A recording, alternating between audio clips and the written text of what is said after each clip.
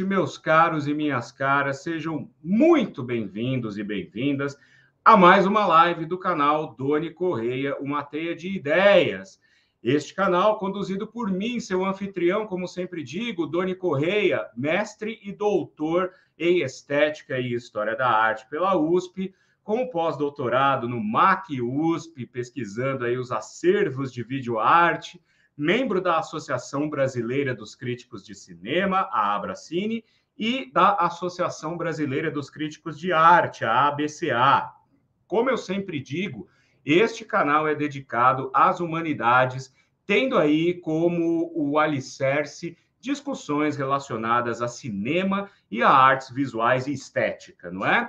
Porém, a gente sempre tenta expandir para os outros campos das humanidades, porque trata-se de um canal transdisciplinar. Se é a primeira vez que você vem a este canal, por favor, não se esqueça de se inscrever, badalar a sineta, deixar o seu joinha e também comentar muito. Se está ao vivo conosco e é a primeira vez que você está aqui, não deixe de participar no chat aqui ao lado.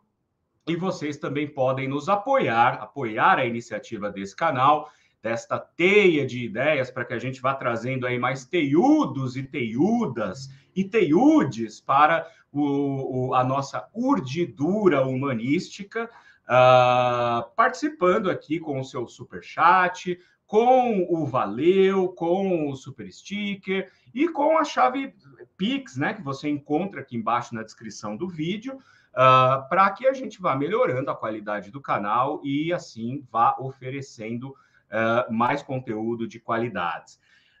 Eu tenho aos domingos o quadro Domingo é Freud, né? O trocadilho do tio do churrasco, mas caiu muito bem para esse quadro que eu tenho aos domingos às 16 horas, em que eu discuto um pouco de noções de psicanálise e também trago algumas coisas a respeito do cotidiano, do que está acontecendo no mundo aí, para a gente poder falar sobre filosofia e questões afins, né?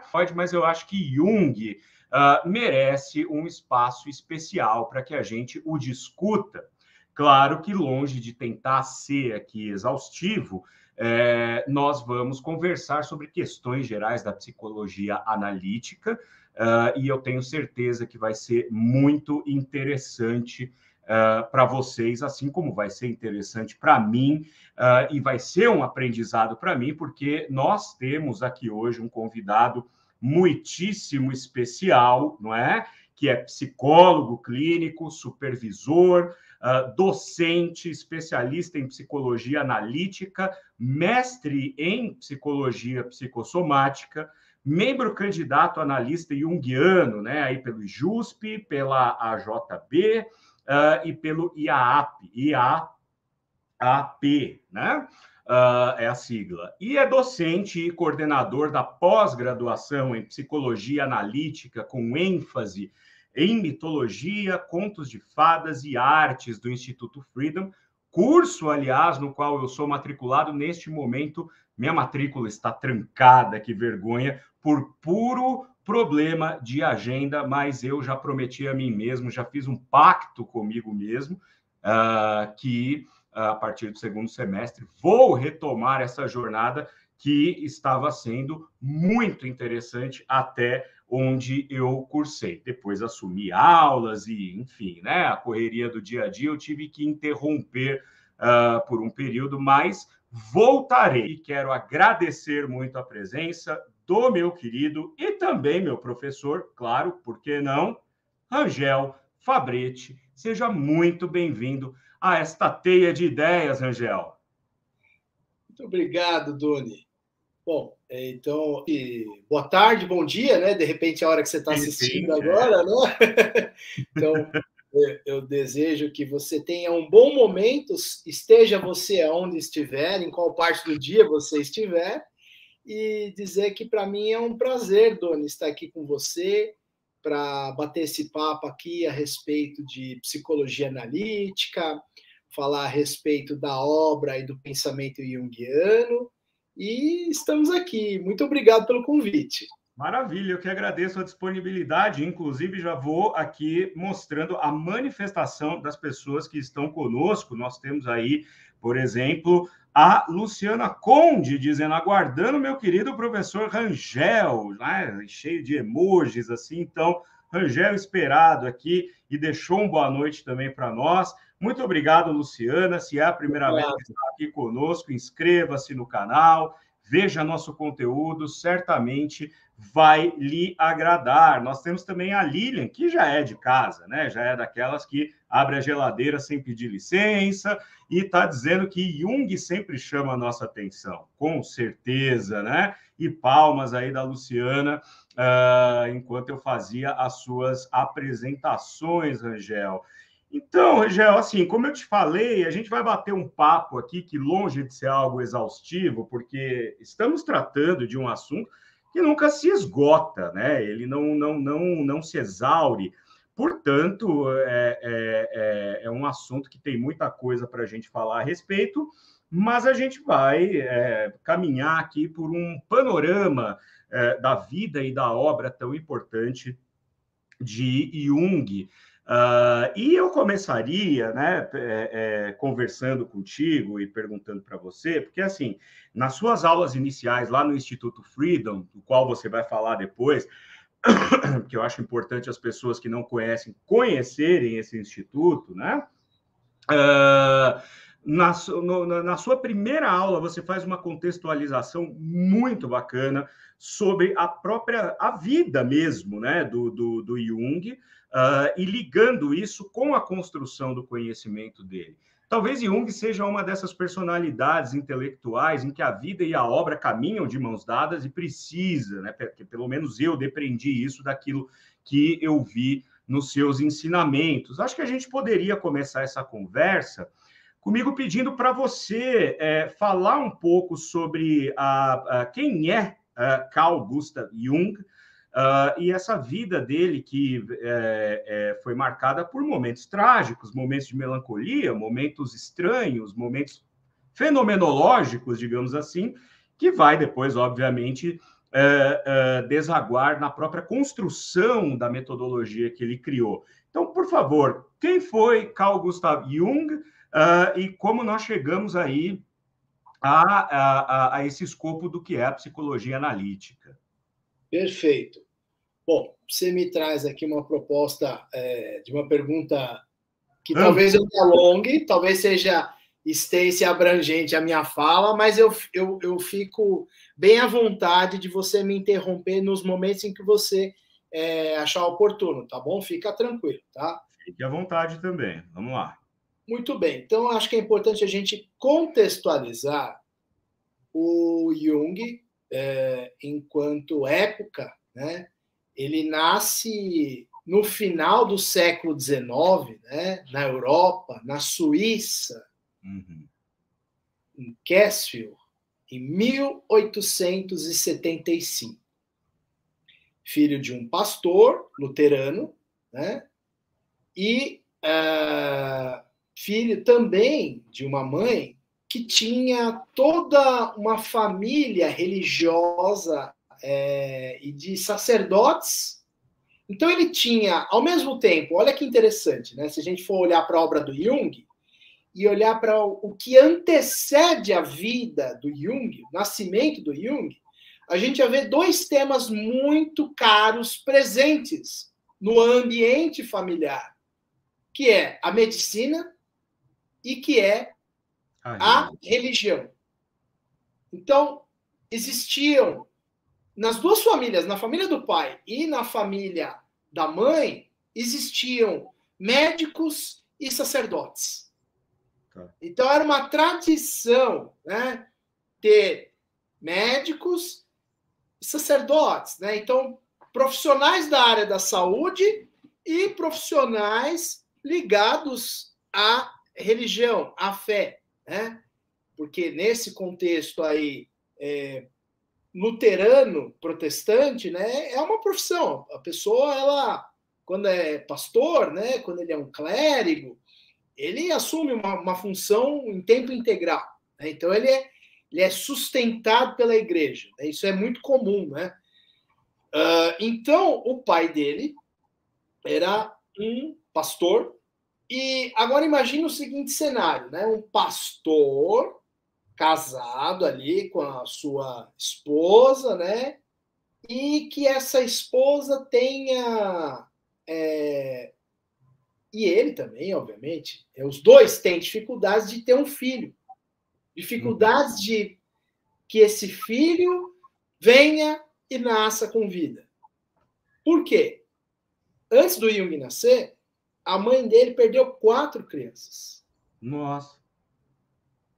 Então imagina a pressão cultural em cima desse casal, essa época, uma Europa, né? Época pós-vitoriana aí, né? Protestante, Suíça, né? Essa visão eurocêntrica das coisas, né? Sem dúvida, né? Imagina... Uma austeridade, né? Uma austeridade muito pronunciada, né? Pois é. Então, um peso, um julgamento sobre esse jovem casal, porque não tem filhos. Né? E aí, nasce o Jung. Nasce essa criança tão esperada, né? E aí, passa-se algum tempo, né? O casal vai se desgastando, vai se afastando, ao ponto deles dormirem em quartos separados. Né? Então, o Paul, né, e a Emily começam a dormir em quartos separados e passam-se 8 ou 9 anos, eu não lembro agora ao certo, e nasce a irmã dele. Né? E ele acha aquilo muito estranho, né? Ele, nossa, nasceu uma criança nessa casa, né? E ele vai contando, né, sobre essas impressões que ele tinha quando ele era criança, que eram impressões um tanto quanto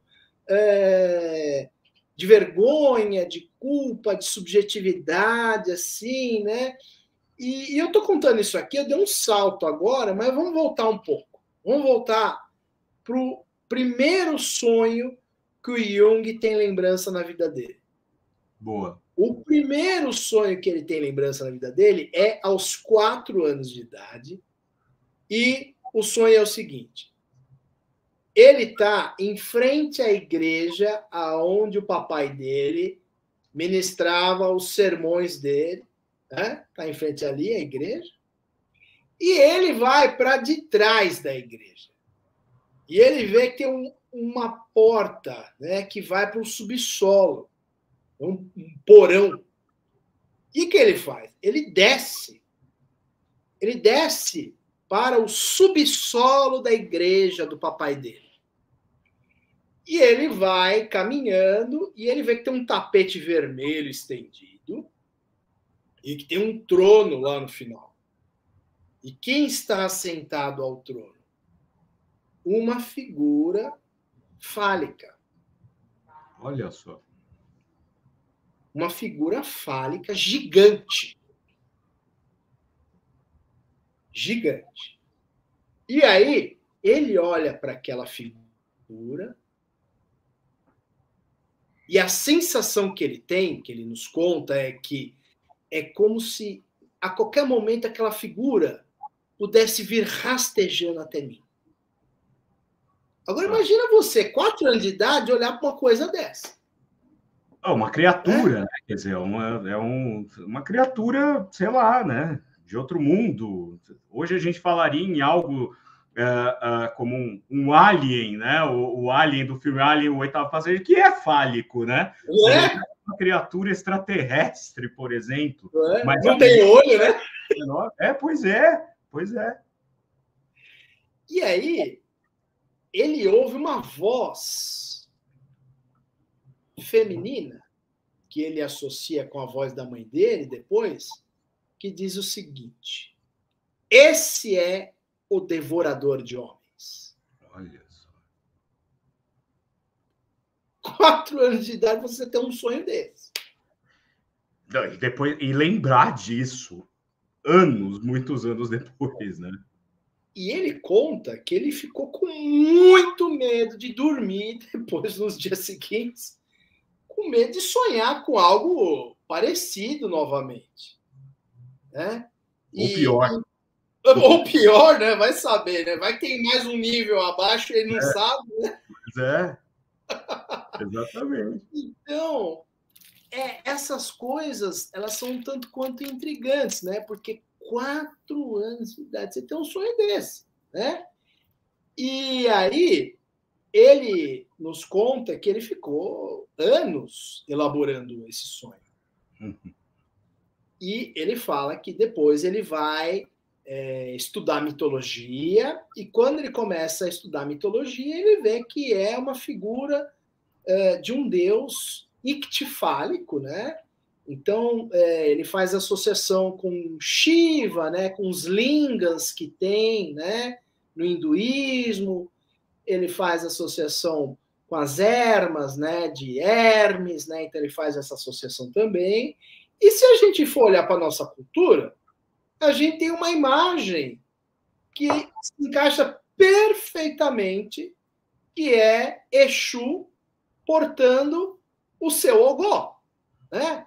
Para quem não está familiarizado, bota aí, dá um Google, ogó de Exu. Você vai ver o que vai ter essa imagem aí. Vai ter essa imagem aí, que é um pênis ereto. Que é o que é isso? É a fecundidade do inconsciente. É o aspecto da vida. Né? Então, a vida, né? A questão simbólica, quando ela vem, a gente pode ficar assustado, né, do jeito que vem. Sim. Pode ficar constrangido, né? Mas tem algo profundo ali, tem uma sabedoria ali, que se a gente parar e prestar atenção, a gente vai entender que tem um conteúdo se apresentando ali, né? E que coisa terrível, né? Você ter essa apresentação aos 4 anos de idade aí, né? Pois é, sem dúvida. Eu suponho que é a partir daí que, mais adiante, né, já na maturidade dele, ele vai pensar na filogenia do inconsciente, né?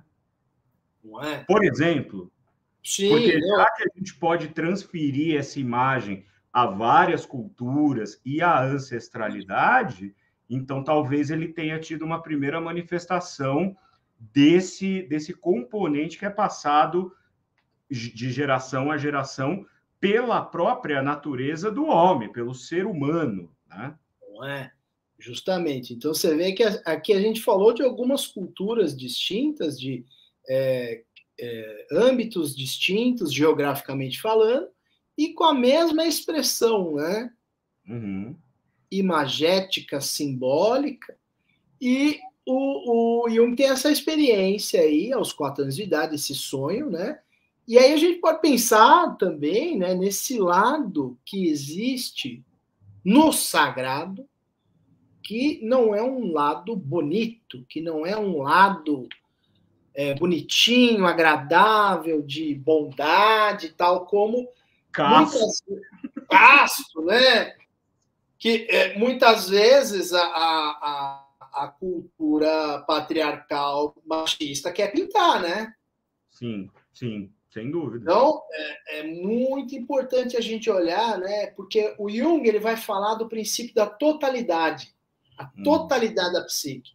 Então, totalidade não tem compromisso com perfeição, com ser bonzinho, com ser bonitinho, com ser esteticamente aprazível, adequado dentro das normas da cultura. Não tem nada orgânico. Disso. É o que é. Uhum. Tal como se apresenta. E a gente tem uma dificuldade enorme de lidar com as coisas tal como elas são. A gente quer sempre dar uma ajustada, né? Ter uma postura, às vezes, higienista, né? Até dentro da psicologia, né? A gente vê coisas por aí que fala, meu Deus, não dá. Não dá. Ele é contemporâneo de ideias, inclusive, ele é contemporâneo da frenologia, ele é contemporâneo de Lombroso, né? Tem coisas assombrosas aí, né? Que a pseudociência produziu nos tempos dele, né? E ele teve muita sabedoria e discernimento para não cair, né, em coisas complicadas aí, coisas bem destrutivas, né?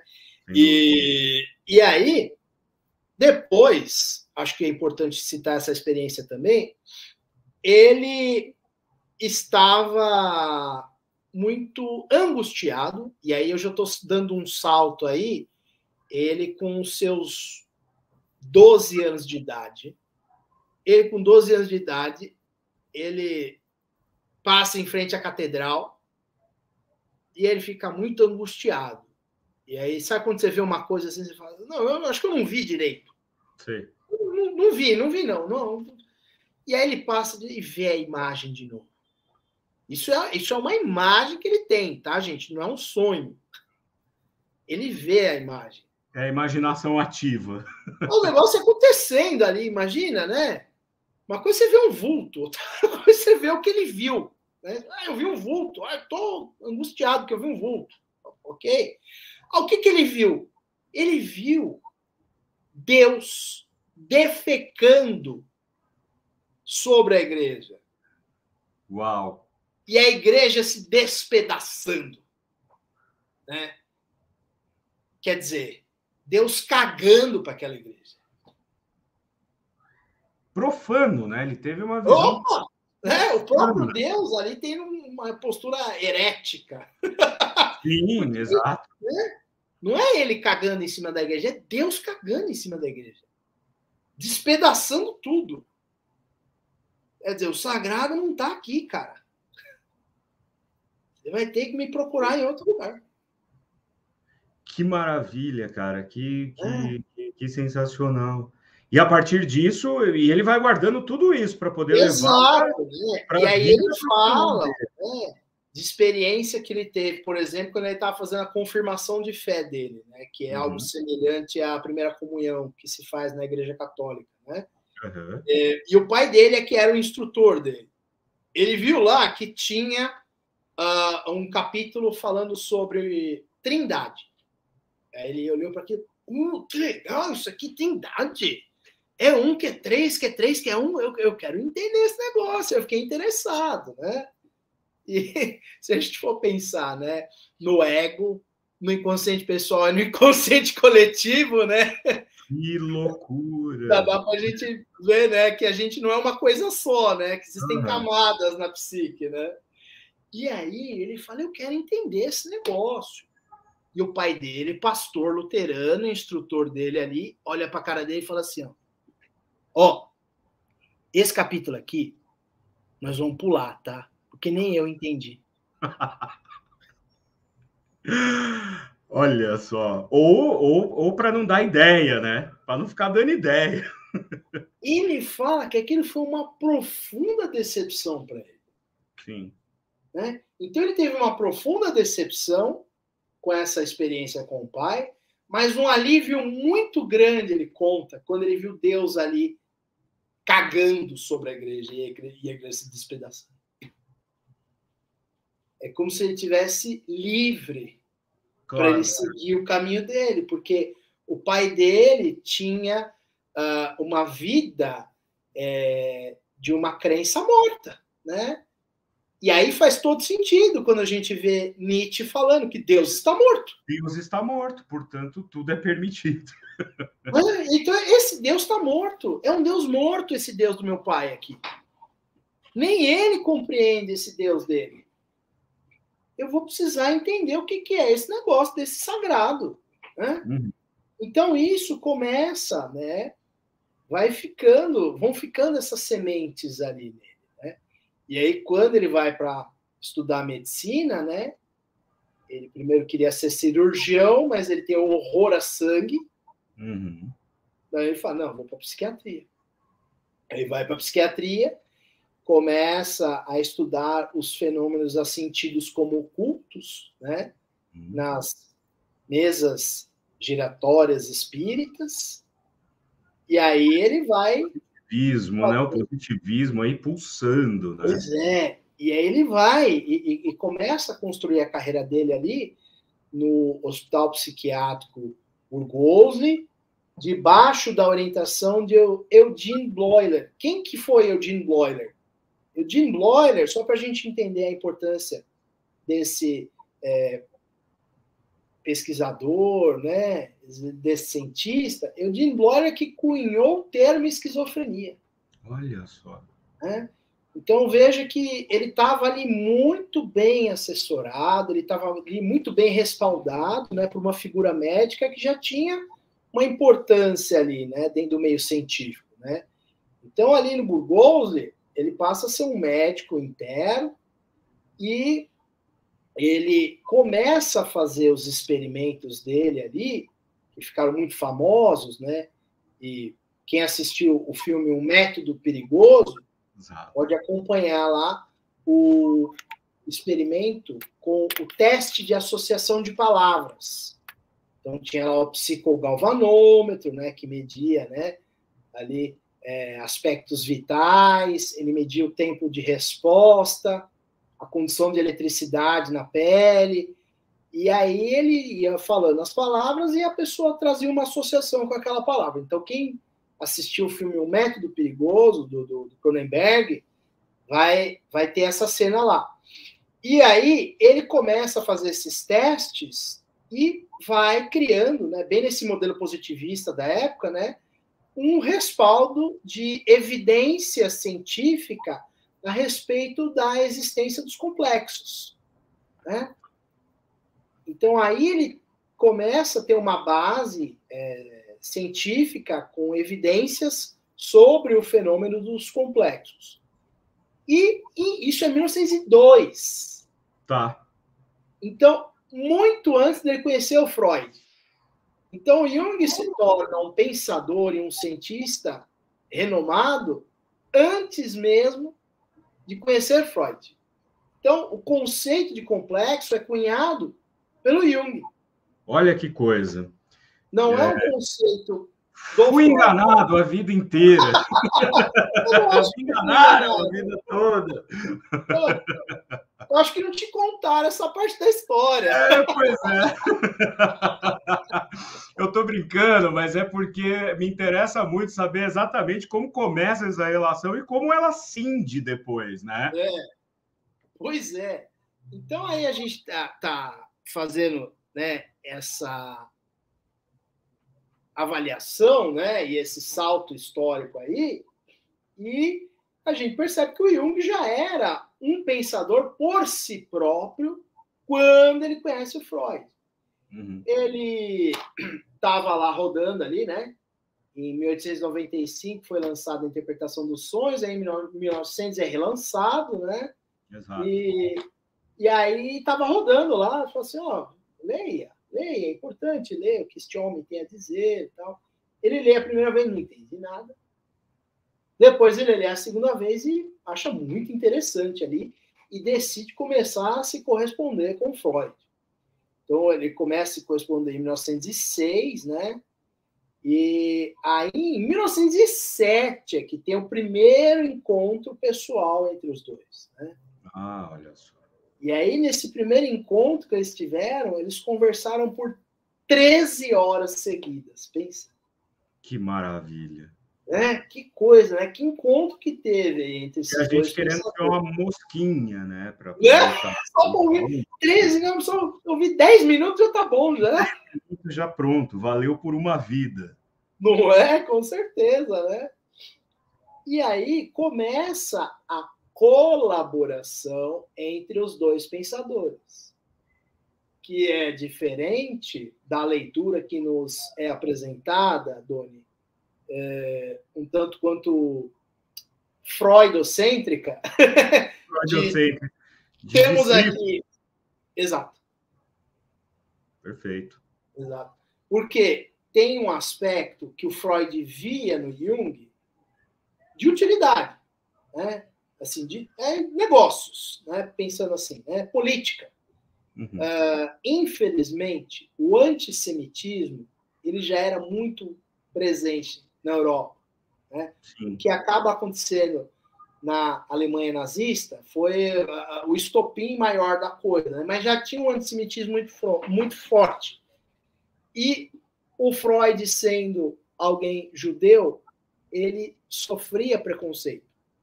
Sim. Infelizmente. E aí, você tendo alguém que é branco e protestante, também aqui inserido dentro do meio psicanalítico, é alguém que vai poder levar o meu pensamento, vai poder levar a teoria psicanalítica para além dos muros semitas, né? Então, claro, o Jung era uma figura muito cara, importante para o Freud, para que a psicanálise tivesse um respaldo e um prestígio para além daquilo que era o círculo, né? Daqueles que eram os judeus, né? Então, o Jung vem como sendo um grande colaborador da psicanálise para o Freud, né? O Jung traz propostas a respeito da questão da energia sexual, da questão da libido, e aí começam os grandes conflitos entre os dois pensadores, né? Uhum. Por quê? O Jung, ele tinha uma experiência vasta com pacientes psiquiátricos, né? Do campo da esquizofrenia, da psicose. E ele via que a questão da sexualidade não é uma coisa assim que era tão... Sine qua non, né? Condição sine qua non para você apreciar um caso clínico. Entende? Então ele falava, Freud, será que não é importante a gente rever, repensar a questão da libido, né? E o Freud, né, tinha uma relação ali de autoridade, de figura paterna, que se colocava assim. Obviamente também tinha o complexo paterno do Jung, né, que virava uma relação ali, né, simbolicamente falando. Ficava ali o pai e o filho, né? Então começa a ter essa essa divisão aí, né? Começa a ter. Estamos aqui discordando, né? Você está falando que a libido é igual à energia sexual. Nesse ponto aí, não tinha ainda a questão das pulsões, né? Uhum. Tinha ainda a pulsão de vida, a pulsão de morte, que depois que ele vai trabalhar isso. O Freud é até bem posterior, né? Isso, exato. Mas nessa época não. Nessa época era a teoria do Eros, né? Uhum. E aí a questão da primazia do objeto, né? Tanto é que com a questão da psicose, ele é obrigado a rever isso. E aí é que vem a questão do narcisismo, né? Uhum. Que é a proposta do Jung. Olha que interessante. E é a libido, né? Se voltando para a interioridade, né? No narcisismo, né? Então não vai para o objeto. Porque alguém que tem algum transtorno, né? Psicose, esquizofrenia, é totalmente a subjetividade da interioridade, né? Uhum. O mundo aqui fora não é tão importante assim, né? Perde-se essa primazia do objeto, e aí a tópica, né, da sexualidade ali do Eros não conversa, né, com o fenômeno. Ali, exato. E aí o Jung começa, então, né, a trabalhar na tópica dele, né, de energia, do conceito de energia psíquica. Ótimo. Ou energia libidinal. E ele, em 1912, ele lança a primeira parte do livro Símbolos da Transformação. Uhum. E Símbolos da Transformação é que marca o rompimento da parceria entre esses dois pensadores. Por quê? O Jung vai trazer o conceito de energia psíquica como uma abstração para falar dos opostos na psique. E isso se manifesta através do quê? Através da expressão simbólica.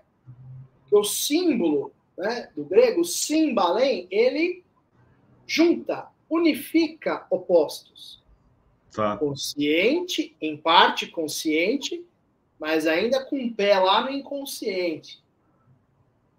Por isso que um símbolo é um mundo de possibilidades.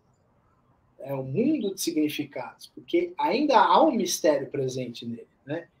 Então ele vai trabalhar essa questão e vai apresentar essa tópica. E ele vai falar o seguinte, ele vai falar, libido foi traduzido pelo Freud como sexualidade. E aí ele vai falar lá que libido é fome, sede, sono, sexualidade. Qualquer força motora. É um monte de coisa. Afeto, emoção. Então, o libido pode ser traduzido por N significados. E aí, apetitos, né? Fome. Uhum. Então, ele vai falar sobre isso ali e vai trazer a questão do símbolo, né? Da expressão energética, com uma abstração para falar dessa visão simbólica que ele vai começar a trabalhar. E aí, vem o rompimento dos dois. Com esse rompimento, o Jung ele entra num processo de um mergulho sobre a interioridade dele e olha o que aconteceu com ele. Ele tem todos os alunos dele, todos os discípulos dele, Jung, dão as costas para ele, do mundo inteiro. E se voltam para quem? Freud. Exato. Porque ele foi chamado de maneira pejorativa de maluco, tá, místico, charlatão. Ah, o Jung? Ah, tá. Aquele maluco, aquele charlatão, aquele místico. E isso tem uma relação, Rangel, se você me permite, com uma pergunta, inclusive, que a Luciana Brito colocou aqui, ó, que é o seguinte, ó, qual a relação de Jung com o esoterismo e como ele aplicou isso à sua psicologia analítica? Porque, de fato, né, a gente vê muita... Por exemplo, o Jung escreveu o prefácio do I Ching, né, na edição ocidental. O Jung, ele olhou para o tarô, o Jung olhou para os mitos, como você falou aqui. Ou seja, às vezes a gente ouve muito e lê muito coisas dessa natureza, que Jung, na verdade, era um cara que estava atirando para todos os lados e não fazia muito o discernimento daquilo que era de fato sério e daquilo que, tirado de um contexto, vamos dizer assim, psicológico, né? Parece simplesmente um charlatanismo ou uma pseudociência e tal.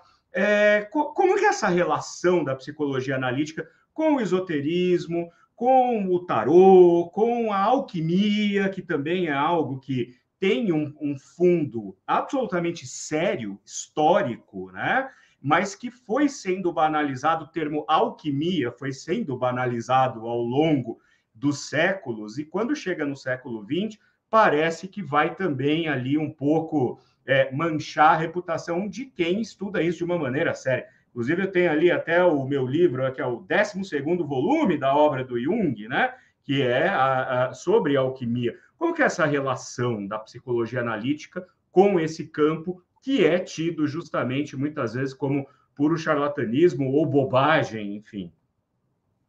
Tá certo. Bom, o que acontece, Doni, é que o campo do esoterismo, o campo da religião, o campo da espiritualidade, o campo da metafísica é mais um dentre tantos outros temas pelos quais a ciência vai se debruçar para estudar. Só que o que aconteceu? O Jung foi o cara que pegou o facão e abriu o mato. Entendi. Né? Então, todo aquele que é pioneiro em alguma coisa, muito provavelmente vai tomar uma pedrada, né? E com ele tendo essa situação aí complicada aí do rompimento com Freud, o Jung sofreu com desonestidade intelectual, porque foi muito bem feito o trabalho, né? Ernest Jones foi um deles, né?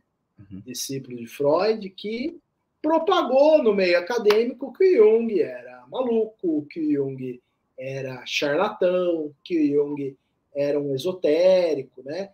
Mas o que ele era é um empírico dos fenômenos psicológicos. Tanto é que ele fala, eu não sou um teórico.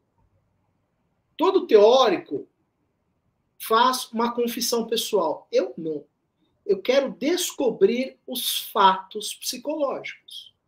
Então, quando a gente olha para o ser humano e vê a experiência do ser humano com o sagrado, nós estamos em 2023 e a gente vê que a questão do sagrado é uma questão tão poderosa. Sim.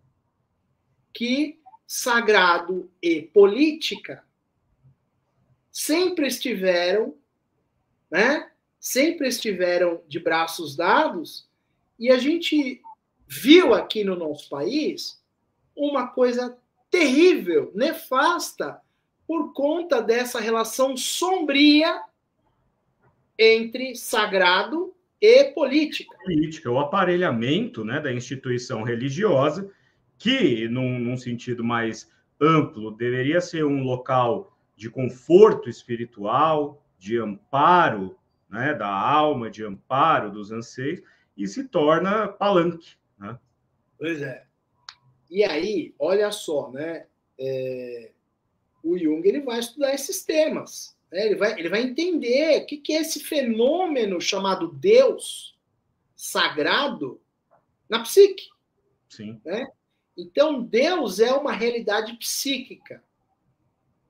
Ele fala, eu não sei se é uma realidade espiritual. Não tenho como afirmar isso, porque foge do meu escopo de campo de pesquisa. Eu sou um cientista.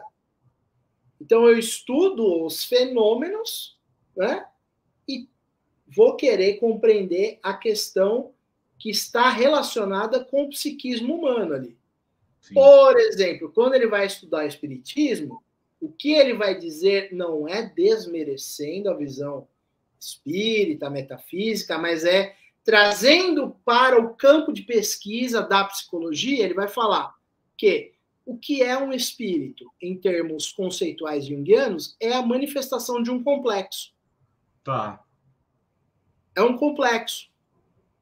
E um complexo pode se comportar como uma outra personalidade. Pode mudar de voz, pode ter outros trejeitos bem diferentes da pessoa, né? Do eu e do ego. Né? Então, ele traz luz para um entendimento psicológico. E é tão interessante isso, porque quando a gente vê essa manifestação do fenômeno nas religiões de matriz afro-brasileira aqui no nosso país, é muito interessante, porque a gente vê a questão da pessoa que vai até um terreiro para trabalhar a sua mediunidade, né? E aí vai falar ali para a pessoa, vai falar assim, por exemplo, olha, eu fui tomada, né? Eu estava ali em algum lugar, né? E aí, de repente, apagou tudo, né? E aí vão dizer para a pessoa, mas você não viu que você começou a dançar, a rebolar, a dar risada alta? Não. Aí vão falar lá no território, é a pombagira. É a pombagira, né? E, simbolicamente, o que é a pombagira? A pombagira é a manifestação do empoderamento feminino, que é reprimido nessa sociedade patriarcal que a gente vive. Sem dúvida. E aí, na Umbanda, na religião de matriz afro, ela é uma guia que vai orientar as mulheres, os homens, acerca do que é relacionamento, acerca do que é prazer, acerca do que é ter contato com o corpo, né? Que são coisas que a gente não é ensinado, né? Então, o Jung, vamos supor que ele conhecesse a Umbanda, muito provavelmente ele ia querer estudar tudo isso aí, entender a relação de alguém que é tomado pela pombagira. Por que está sendo tomado pela pombagira? Como é que está a relação dessa pessoa com a sexualidade? Como é que está a relação dela com a autoestima dela? Que massa. Tem uma questão sobre isso, né, que a gente até conversava aqui um pouco antes de entrarmos no ar, né, sobre a questão da Umbanda, né, e aqui no meu canal eu tenho alguns vídeos a respeito da ayahuasca, que eu consagro regularmente dentro de uma aia Umbanda, né, e uma coisa que sempre me intriga e que eu acho muito interessante é que essas incorporações que a gente vê, que a gente experimenta, né, a mim, que sou um curioso quanto mais e procuro ler de tudo e sobretudo, a respeito desses assuntos com os quais eu convivo de maneira mais reiterada, para mim, essa questão dos fenômenos, das incorporações, né, parecem sempre uma manifestação de algo que, sim, está em nós, né, quer dizer, está na nossa psique, digamos assim, né? Me perdoe se eu não usar termos junguianamente corretos, mas a mim me parece muito que é uma espécie de encontro entre aquilo que nós já temos em nós com algum tipo de fenômeno e de alguma percepção fenomenológica à la fenomenologia merleau-pontiana, por exemplo. Ou seja, é como se fosse uma interação entre duas forças internas e interna e externa, né? Eu não sei se isso faz sentido, mas eu vejo dessa maneira, né? Isso faz algum eco dentro da psicologia analítica, ou, enfim, essa interação, porque o Jung vai falar da nossa ancestralidade legada pelos nossos antepassados que desceram da árvore, que entenderam que, né, morriam, que entenderam que poderiam fazer fogo e tal. Então, eu vejo sempre dessa maneira, algo que está em nós versus aquilo que está fora de nós, né? Como se fosse uma comunhão. Pois é, muito importante isso que você está falando, né?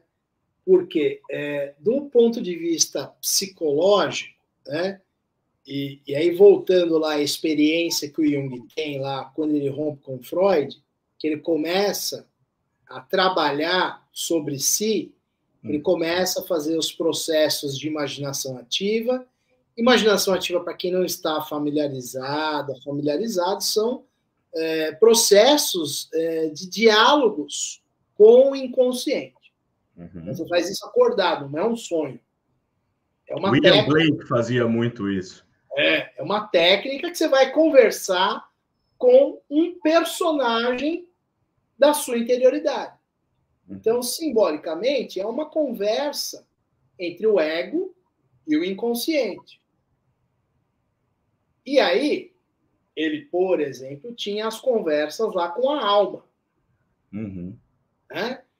Que é uma personificação ali da ânima dele. Então, ele é conversando. Depois ele tem uma série de conversas que ele tem com Philemon, né? Philemon, que é um símbolo do self, né? O self que é a totalidade, que é o arquétipo central, né? Autorregulador da psique, né? Então, numa proporção aí, o ego é uma parte, o self é a totalidade. E a gente entende a proporção do campo de autonomia do ego frente ao self, né? Se a gente pegar essa proporção aqui, né? Uma parte e o todo, né? A gente consegue entender essa dimensão do self. E o Philemon, né? Ali que se apresenta como um velho sábio alado, né?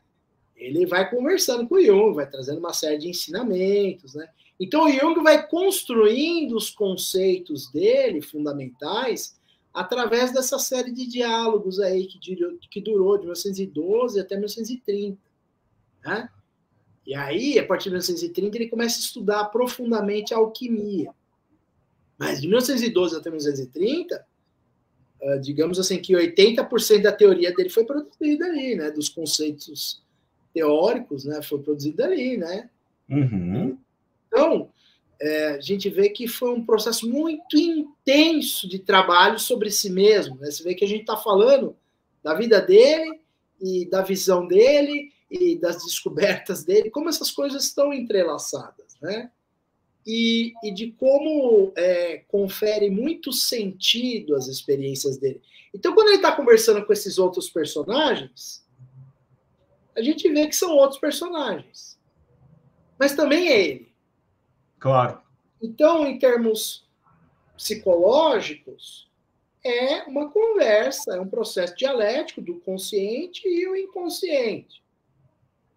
Muito bom. E quando a gente vai para a espiritualidade, não é muito diferente, né? Só que a gente respeita os nomes e o campo, né, de cada lugar, né? Dentro da espiritualidade tem uma linguagem, tem uma leitura, dentro da psicologia tem uma outra linguagem, uma outra leitura. Apenas isso. Então, quando a gente olha, né, para os fenômenos espirituais por essa perspectiva simbólica junguiana, a gente está falando dessa relação entre consciente e inconsciente. Perfeito. Né? Perfeito. Muito bom. Aliás, a esse respeito, a gente tem inclusive uma pergunta aqui da Luciana Conde, né? Que ela pergunta o seguinte, ó. Podemos dizer que a alquimia tem relação com o processo de individuação? Bom, muito importante essa pergunta da Luciana, porque o Jung, a partir de 1930, quando ele começa a se debruçar sobre os estudos alquímicos, o que ele vai perceber? Ele vai perceber que aquilo que os alquimistas estavam buscando, né, eles estavam querendo encontrar ou produzir, né, e aí neste produzir tinham muitas receitas, muitos tratados que falavam para você usar um ingrediente X, um ingrediente assado, né, uma série de misturas lá malucas, né, que a gente olha e pensa, o que é isso? E aí o Jung vai falar, é a projeção da psique sobre a matéria. É a projeção do nosso psiquismo sobre a matéria, né? Então eles faziam isso. Por isso que aparentemente não tem lógica o que eles estão falando, o que eles estão fazendo. Mas eles estão falando ali do processo, que é um processo que todos nós passamos quando nós vamos para a psicoterapia, quando nós vamos para a análise. É um princípio que a alquimia é a arte espagírica. O que é arte espagírica? É dissolve. Uhum. Dissolve aquele corpo. Dissolve todas aquelas ideias. Dissolve aquele monte de preconceito. Coagula e forma um novo corpo. Dissolve e coagula, perfeito. Dissolve e coagula. Então, esse é um princípio alquímico muito importante, que a gente passa isso na clínica. Na vida, né? A gente a todo momento está se desfazendo e se refazendo, transformado, né? Exato. Então, o princípio alquímico é transformação. Então, tem a ver, sim, com individuação. Porque a individuação é a realização do si mesmo, né? Então, para ter a realização do si mesmo, quantas transformações, quantas questões de desconstrução e construção a gente passou, né, para chegar até aqui. Com certeza, muito bom. E ela até faz um comentário aqui, lembrando, né? Lembrei-me de Hermes Trismegistro, né? O Caibaleon, né? Leiam o Caibaleon, que é maravilhoso. O que está dentro é como o que está fora, né? Princípio da correspondência. Muito interessante. Gente, vocês estão participando, dando boa noite. Eu agradeço muito aí. Eu tenho uma pergunta aqui da Luciana Brito também, mas eu vou deixar para daqui a pouco, quando a gente estiver caminhando para o final, porque daí, quando a gente for para as indicações aí, né, para quem tem interesse na psicologia analítica. Agora, antes disso, eu queria colocar aqui uma curiosidade minha, e que acho que também é importante quando a gente fala da clínica. Você falou agora há pouco, né? Na clínica a gente trabalha com isso, esse solve et coagula. Na clínica freudiana, psicanalítica, a gente mais ou menos tem uma noção de como as coisas funcionam, mesmo aqueles que não fazem terapia ou que ainda não iniciaram um processo, que é você levar uma angústia, o psicanalista vai pedir para que você desenvolva aquilo em palavras, eventualmente ele vai fazer ali as considerações, as intervenções, de maneira que, por meio da fala, você vá trabalhando com as associações e vá construindo, então, aí, de uma maneira palpável, do ponto de vista da palavra, o trajeto das suas mazelas ou das suas angústias. Como funciona a clínica da psicologia analítica? Como é que é uma sessão ou como é que é, porque existem pessoas que eu conheço que fazem psicanálise, né, no modelo freudiano, aquele que a pessoa fica ali olhando e não fala nada, que, aliás, eu já passei por isso, é irritante, porque você quer ali ter uma interação e a pessoa só olha para você e você fica com cara de bobo, muitas vezes, aconteceu comigo. Então, na clínica lacaniana, a coisa pode durar 5 minutos, como pode durar 5 horas. Como que é a clínica junguiana? Como é que funciona? Porque aí a gente passa por aspectos que tem a ver com a arte, que tem a ver com a expressão criativa. Como que é um setting junguiano? Bom, primeiro de tudo, acho que você trouxe marcadores importantes. Aí acho que é importante a gente trazer. O Jung tem um método, né? Que às vezes tem gente que fala, Jung não tem método. Tem sim. O método junguiano é um método que, em primeiro lugar, é um método dialético, com 2 interlocutores. 2. O analista também tem algo a ser dito, e isto que o analista tem algo a ser dito é importante, porque aquilo que eu falo é importante para o outro importa para ele, e aquilo vai criar uma faísca ali dentro dele. Né? Então, esse método dialético do Jung ele é muito baseado na maiêutica socrática. É a técnica da parteira. Vamos trazer a luz. Né? Então, não tem essa coisa de dar conselho, essa perspectiva muito... Vamos tratar os sintomas, você vai ficar bem. Não. Vamos entender o que é que está acontecendo. Né?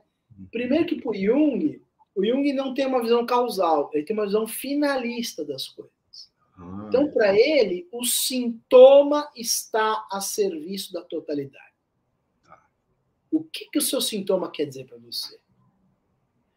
Porque você veio aqui por causa do seu sintoma. Se você não tivesse sintoma, você não estava aqui. Grosso modo, eu sofro de insônia. A insônia tem uma razão de estar existindo ali naquele momento. Então, porque aí, uma hora vai passar a sua insônia, e aí? Você vai embora, será? Eu aposto que não. Sim, porque da insônia a gente caminha para outras questões, né? Justamente. Um grande novelo, né? Então, é um método dialético e é um método sintético construtivo, porque ele não quer depurar as coisas até chegar à causa. Ele quer olhar para a coisa finalista, é o para quê, não é o porquê. É o devir. Onde está me levando isso? Para onde quer me levar isso? Qual é o meu caminho? Então ele vê na neurose algo como uma tentativa de cura.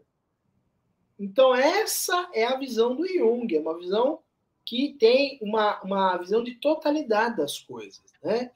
Então é um tipo de clínica que tem esse aspecto de olhar para as questões, né? Vamos olhar para o inconsciente, vamos olhar para os complexos, mas também tem o inconsciente coletivo. E aí a gente precisa de uma outra live para falar sobre isso. Que a gente vai falar dos aspectos. O convite eu já faço aqui ao vivo, para depois a gente expandir isso, porque precisaremos, com certeza. O assunto é vasto, né, e instigante. Que aí nós vamos falar dos aspectos curativos e transformadores da psique, né? Sim. Perfeito. E aí, Rangel, para a gente, infelizmente, eu sempre digo isso, o papo, quando tá bom, ele passa que a gente nem vê, né?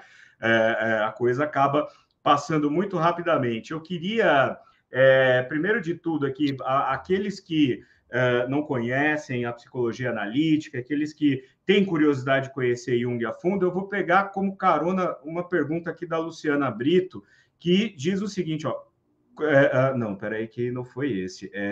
Sim, como nasceu o projeto de O Homem e Seus Símbolos, e é uma boa introdução para Jung, aquele que não sabe nada sobre Jung, que está começando. Tem esse livro aqui, inclusive, está sempre em cima da minha mesa, porque eu uso como referência, usei no meu mestrado, usei no doutorado e uso para fazer estudos de arte, de literatura, né, de cinema, enfim.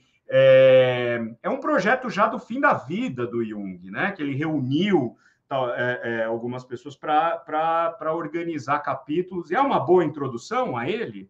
Sim, é uma excelente introdução, viu, Doni e Luciana?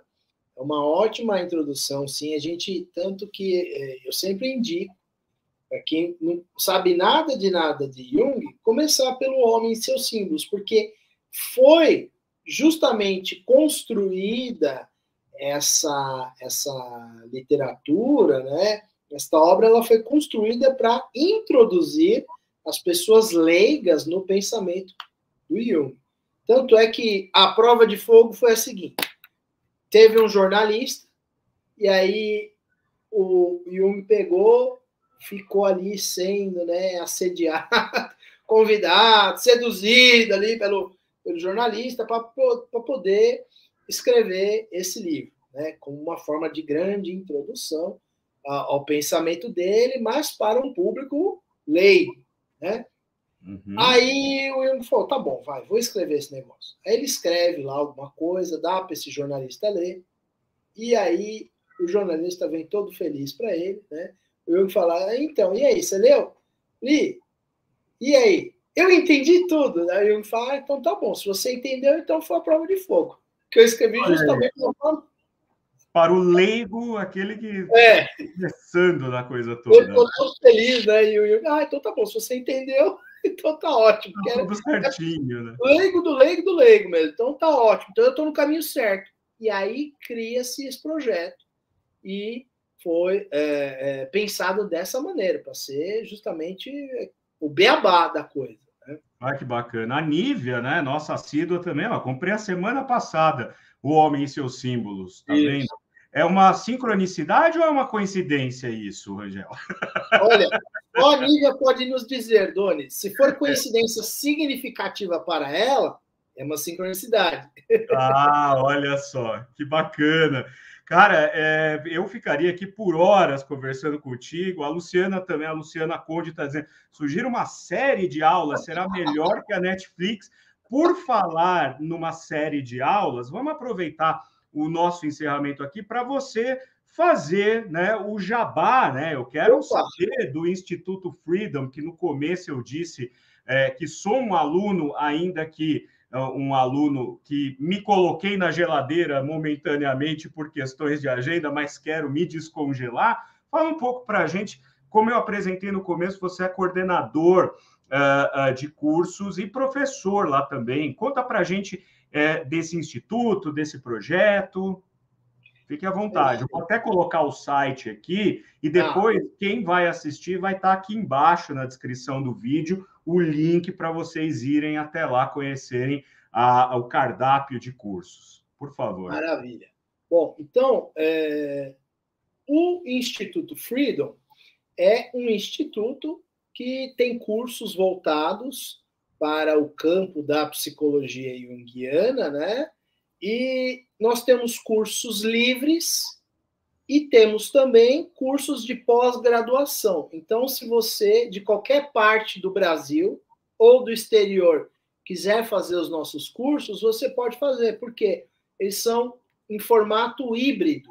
Então, você pode vir aqui, estudar aqui pessoalmente, ou pode fazer os nossos cursos de forma online, não tem problema.